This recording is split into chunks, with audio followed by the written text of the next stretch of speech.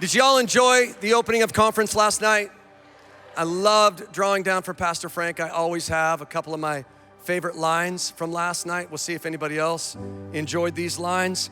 But he said, maybe you should build something before you sell it. I thought, oh, dear Lord. Pastor Frank was named right. Y'all know that? He's Frank. He's just... And I liked this one too. This might have been my favorite. Well done is better than well said. That was so rich. I want to thank all of you. I'm good, thank you. I want to thank all of you for giving your life to build the local church. I tell my wife, the older I get, the longer we serve the people of God, it's coming out of my mouth more and more. I'm saying, can you believe that we get to do this? This is the greatest thing on the earth, that we get to spend our lives serving God's bride and building the local church. And I just want to thank you for giving your life. Many of you are volunteer. In fact, probably most in the room are volunteering their time to give in building a local church. And then many of you actually get paid for it. And if you do, you should be pinching yourself saying, this is absolutely incredible. Yes, it's hard. Yes, we have hard days. But listen, it's the best thing on the planet, right? So come on, just tell your neighbor, thank you for building the church. Will you tell him? Thank you for building. I'm grateful. Well, I got a question for you as we get started today. I want to know how many of you would consider yourself a great decision maker? Raise your hand. How many of you? You got to be kidding me. Come on. There's a few of you. Okay, case in point, that's why I'm going to talk about what I'm going to talk about today. I'm going to talk about builders and decision making.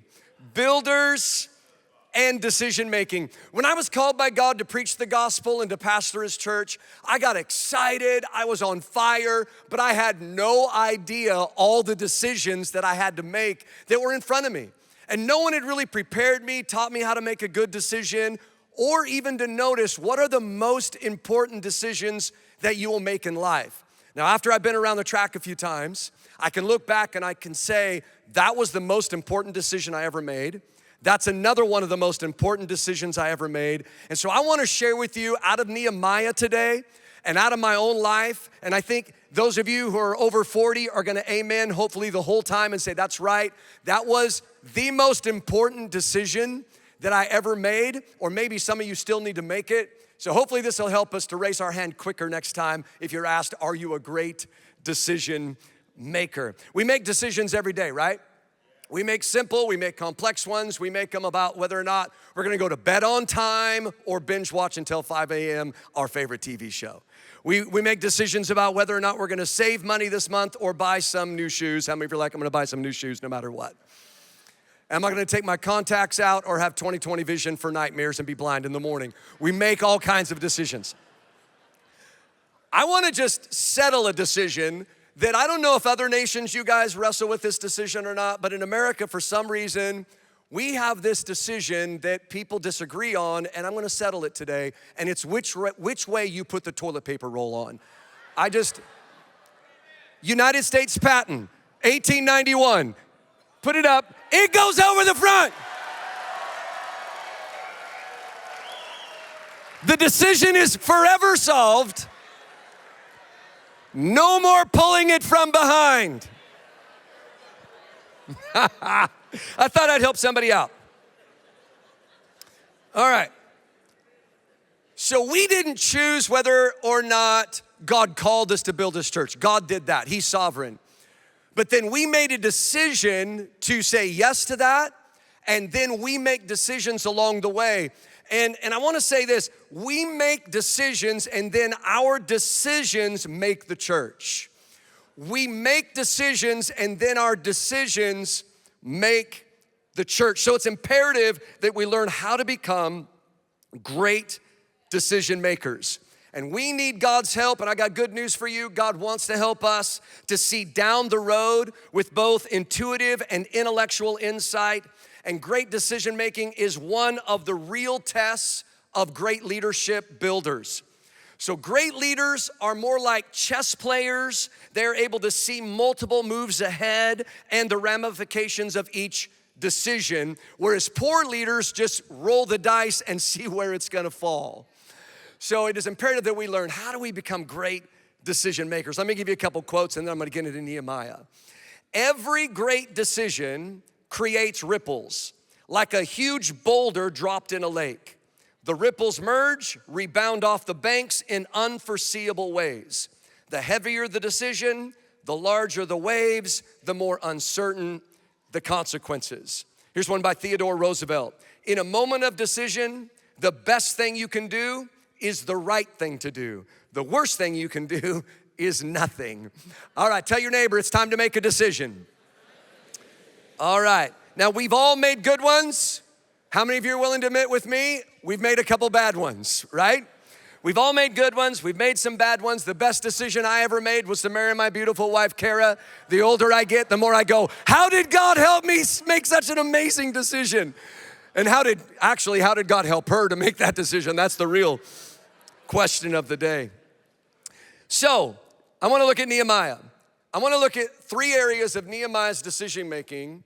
Nehemiah's decision-making areas, three most important areas that Nehemiah made as a builder and a rebuilder of God's wall. And so we're gonna look at this. The first thought I wanna share with you, and I'll show you out of Nehemiah 1, is one of the most important decisions you will ever make will be in the area of your vision and your identity. Your vision and identity. Look at Nehemiah 1, look at this. It came to pass in the month of Chislev. We need to bring back these months. Chislev. In the 20th year, I was in Shushan the citadel, that Hananiah, one of the brethren, came with men from Judah. And look at this. I asked them concerning the Jews who had escaped, who had survived the captivity, and concerning Jerusalem. He asked them concerning Jerusalem. I want you to begin to ponder, what are the things that you always ask questions about? Because this is a clue into how God made you and the vision on your life. They said to me, the survivors who are left from the captivity in the province are there in great distress and reproach. The wall of Jerusalem is also broken down, and its gates are burned with fire.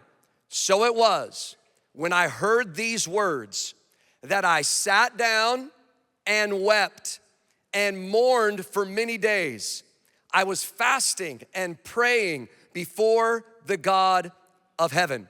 This is the moment, church, that we see vision expressed in Nehemiah's life. This is the moment where you begin to see it. He's asking questions about Jerusalem. He's concerned about Jerusalem. He hears the response about how things are, and he weeps and he fasts and he prays. What are the things that bother you? What are the things that inspire you? These are the things that begin to be clues to the vision of God upon your life. There is no building without vision. How will you know if you've ever arrived if you don't know where you're going? At some point, we have to decide, who has God called me to be? And what is the identity on my life? What is the vision on my life? You have to make this decision. I wanna help out some young people. So if you're in your 30s or younger, I wanna tell you this right now so it'll kind of relieve you of what's the most important question on the test. This right here is one of the most important questions on the test for you, to be able to figure out, what is God's vision on my life? How did God make me? How am I unique? Here's how it works for us as churches. You have to figure out, how is my church different than the other charismatic church down the street? Not better, just different. How am I different than Bethel or Elevation or you or Manna House? How am I the same? How am I different? Again, not better, unique. What are the uniquenesses I don't even know if that's a word, uniquenesses. Anyway, how am I different than everyone else? How is our church unique? What is the grace gift on our life? I remember, I look back, we've been keeping stats in our church from almost the beginning. And our stats would look like this. They were kind of just slow, just kind of a little bit up and kind of flat, and maybe a little bit up and a little flat for about 7, 8, 9 years maybe. And then there came a moment when I wrestled through this. And it's through a myriad of different ways that I finally came to grips with the vision of God in my life. And I remember the initial teaching and training that we gave to our leaders. And we brought out a target. And we had, you know how targets have bullseyes in the middle? And then they have, so that's a 10 ring, and then they have 9 rings, and they have 8 rings, and they have 7 ring and 6 and so forth. Like if you hit outside the bullseye over here, you get 6 points, and closer you get to the bullseye, you get a higher, 7, 8, or 9. Well, we began to list all the things that the church is called to do. And we're like, oh, marriage ministry and this and all of these things and disciple these people. And we started putting them in the rings. But I left the bullseye alone because the bullseye itself, I said, I just want to clarify that this is the biggest win for us as a church. And when we clarified what the biggest win for our church was, it was at that stage that you can look back in our history and you can see all of a sudden that the stats and the graph began to climb exponentially. But not until we defined how we are unique.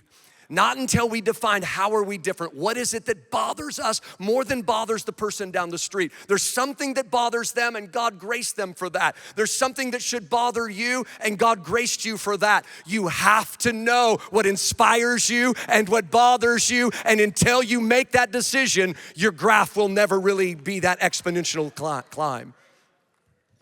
So God made you unique. And God made Nehemiah unique. And he's like, I'm called to have a heart for Jerusalem. I'm called to rebuild the city. And because of that, he wept about it. I remember the first time I really wept over something. Now, I'm not a big crier. One of the other times I wept the most was when I dropped off my youngest son for Portland Bible College here a few years ago, and my wife thought, what's wrong with my husband? We went back to the hotel and I moaned. It was so sad. Anyway, he was 18. He's like, I'm gone. I'm like, no, you're not. You're not gone yet. But early on, right out of high school, I was in a prayer meeting in my parents' house, and I'd never really cried hard in my life. And at this moment, we're in this prayer meeting, and there's probably less than a dozen of us there. My best friend in community college is sitting next to me, when all of a sudden I felt the Holy Spirit come inside me in bodily form. And I mean, arms, legs, all of it, and who I am was pushed back to the back of my spine. Only time that I ever felt the reality that we are a spirit that lives in a body. And my legs start running just by the power of God, and I hear the voice of God, not like I've always heard him before or after. This was a voice inside my cranium because he's inside me. And I hear him say, lay hands on, my friend's name was David, lay hands on David. And I'm processing, I'm being overcome by a spirit and I don't know what's happening. And so I pause and I watch my arm go up without my knowledge, and I watch it go up and go over and touch him, and his legs start running and he begins to speak in tongues. And I'm just amazed. But it's the first time in my life after that moment when my eyes were opened and I had a vision. And I'd never had a vision before in my life. And all of a sudden, eternity was revealed in front of me and humanity was revealed in front of me. And I saw all of humanity, chest to back, shoulder to shoulder, masses and multitudes of people that were just marching together and going off the abyss into hell. And I went from sitting on a couch to, I didn't know if anybody else was in the room, and I'm pounding on the floor and I'm screaming at the top of my voice and I'm crying out to God and I'm saying, God, don't let him go. Don't let him go. Don't let him go. And I've never been wrecked like that in my life before or after, where God just burdened me with the loss of multitudes of humanity in going into eternity without the knowledge of God. Well, how many of you know that when God will wreck you like that with a vision, he doesn't have to say much. He just gave me a glimpse and a feeling, just a sliver of his heart for lost humanity. Well, it took me years to finally, after I served another pastor for over a decade, to say, this is my bullseye. I know you're great at doing that and you're great at doing that, but God's called me to help people who are far from him not live in eternity without him. And we made that our bullseye. And when we got clear about how God had made us, our church began to prosper. If you're going to build as a kingdom builder and see God do what you dream and you long for, then you gotta wrestle through the decision, what is the vision of God on my life? And how is it unique from somebody else? Not better, just unique. Go ahead and tell your neighbor, I'm not better, I'm just different. I'm not better, I'm just different. Oh my. All right, let me look at another thought. Nehemiah chapter 2. It came to pass in the month of Nisan, not the car, the month, in the 20th year of the king, when wine was before him, that I took the wine, this is Nehemiah, that I took the wine and gave it to the king. Now I had never been sad in his presence before. Therefore the king said to me, why is your face sad, since you're not sick? This is nothing but sorrow of heart. See how the vision is stirring in him. So I became dreadfully afraid and said to the king, may the king live forever. Why should my face not be sad when the city, the place of my father's tombs lies waste and its gates are burned with fire? All right, I want you to notice, remember we talked about the month of Chislev and now we're talking about the month of Nisan. These are 4 months apart. What is another decision that Nehemiah just made? Nehemiah had made the decision of what the vision is on his life and the identity on his life. But the next decision that Nehemiah made, and this will make you a great builder, is knowing the timing and the season. He waited 4 months to approach the king with the vision and the burden on his life. Now listen, after I had that vision from God, here's what I believed. I don't have time for Bible school. I don't have time. The world is going to hell and God needs me now. He needs me now. And so I gotta hit the circuit and I gotta start preaching and me and Jesus, we gonna save the planet. Well, it didn't work that way. Yet I had this great burning passion, but I had to learn about timing and I had to learn about season. I had to learn about growing. I had to learn about I had a lot to learn. And so one of the greatest decisions you'll make is learning the art of when to execute the vision. The steps, the timing, knowing the season of your church, knowing the season of your life, knowing the season and the timing of the people that you're building with. All of that is part of the great art of making great decisions. I remember when I first saw my wife, before I knew her, I saw her in a crowd larger than this, and I heard a voice say, won't that be funny if you married that girl someday? And I shook my head. Well, we were actually catching eyes across the crowd because she couldn't keep her eyes off me, And I'm like, will you stop staring at me? Y'all know that ain't true. But I didn't know who she was, and I just had that thought, and I know it was the Spirit of God, obviously in retrospect. Just shook my head like, where did that thought come from? Didn't go up and meet her, and time goes by. Well, I was a young adult pastor at the time, and then a few months later, she's coming to our young adult ministry. And I get interested in her, and how many of you know when you're the single pastor, if you like somebody in your ministry, you stay as far away from them as possible. So she thought I didn't like her at all. And because I was like, I gotta stay away from you. I actually like you. And lo and behold, we start dating. And and we have the conversation. We're like months into dating, and my wife is like many of you women where you remember everything. You remember 37 years ago what outfit someone else was wearing. Well, my wife starts doing let's talk about when we first met. And she said, I remember seeing you in that crowd one day. And I go, oh, you're the girl. And she goes, what do you mean you're the girl? And I'm sorry, I'm gonna repent in front of all of you. I lied, because I knew it wasn't the timing to tell her, I'm gonna marry you.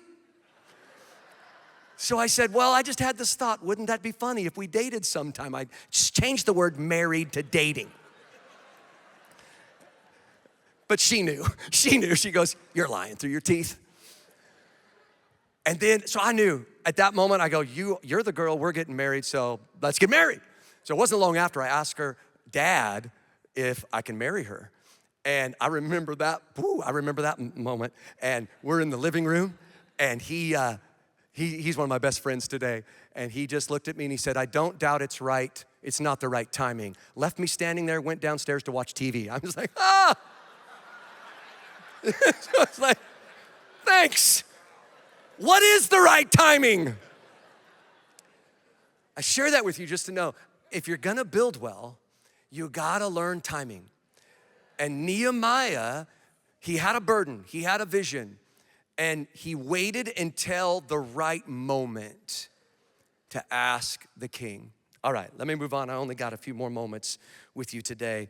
The last thing I see out of Nehemiah is out of Nehemiah 2, 11 and 12, and verses 17 and 18. And it's this thought that one of the greatest decisions that you will make will be choosing the people that you build with.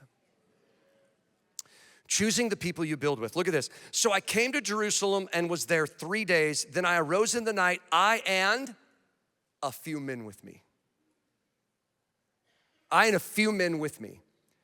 So he had to pick who those were. He had to decide who are the few men gonna be that are gonna be with me. Then I said to them, you see the distress that we're in? You see, that's what you do. You share your vision with the closest people who are gonna build with you until they see what you see. You share it until they're burdened with what you're burdened with. As a leader, you've got to be able to impart what you see to the people you're gonna build with so they see it with the same clarity. God may not give them the kind of emphatic vision that you got, but you give that to them, then they're gonna see it like you see it, and we're gonna be able to build together. So the people that you build with, he said, and then he said, that we're in how Jerusalem lies at waste and its gates are burned with fire. Come and let us build. And then he says later, let us rise up and build. The people that you build with will be one of the greatest decisions that you will ever make as a leader. So I don't believe in this thought. You may have built a great ministry in whatever nation or whatever city. And you think, well, you could just go to that other nation or that other city and even build bigger. I don't believe it. I don't believe that thought. I believe you prosper where God plants you. I believe you prosper with the people God called you to.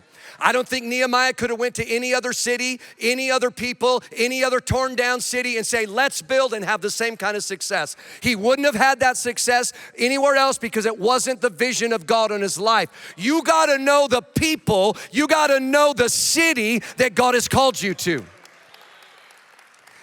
You see, for me, when I was I did, by the way, go to Bible school because my dad said go, and I said, okay, I'll go. So I go to Bible school, I'm graduating Bible school, and I remember the moment where now I'm graduating and I feel this, now what do I do? I don't have a clue what I'm gonna do. I still have that burden, still have this desire. I'm a little bit more trained, but I don't know what to do. I was reading my Bible, Proverbs chapter 1 and verse 8, and it talked about listen to a father's instruction and take heed to a mother's. And I thought, it just struck me. It's like it came off the pages of the Bible. And I knew, okay, God is speaking to me about listening to what my parents have to say. So I went down the hall. Anybody remember something called payphones? I know you pay for your phone now, but this, you used to have to put quarters in. And they were attached to the wall, and they were like the size of a little scooter or something. So I call my parents, and I tell them, hey, here's my dilemma. I'm graduating in a couple of weeks. I don't know what to do. And because God had really highlighted that verse to me, and I knew God was saying, your parents are gonna have wisdom for you in your next step. They said, we think you should come back home. You have a job here that's gonna last 4 months, and it makes really good money, and you're gonna need it because you're going into ministry. I'm like, you're right. You know, that's how I got to the city that I've been in ever since. It's Walla Walla, Washington. By the way, there's a Walla Walla, Australia, so maybe we can make our way to Walla Walla, Australia. When I'm there in February, that'd be fun. So how I got there was the leading of God. I didn't know it was one of the greatest and most important decisions that I would make. But in retrospect, I go, wow, that was a big decision. Now, I've seen God prosper us there. I've seen us bloom where I'm planted, and I've seen God do things that are even beyond what I thought that I would see God do. I don't think I could have went anywhere else and seen that. Now, I believe in redemption, and I believe in, God's grace, and I'm just saying, you gotta know your people. You gotta know your city. You gotta know your nation. Are you in love with your nation? Are you in love with your city? Anybody here in love with your people? Come on, give God praise for calling you where He called you.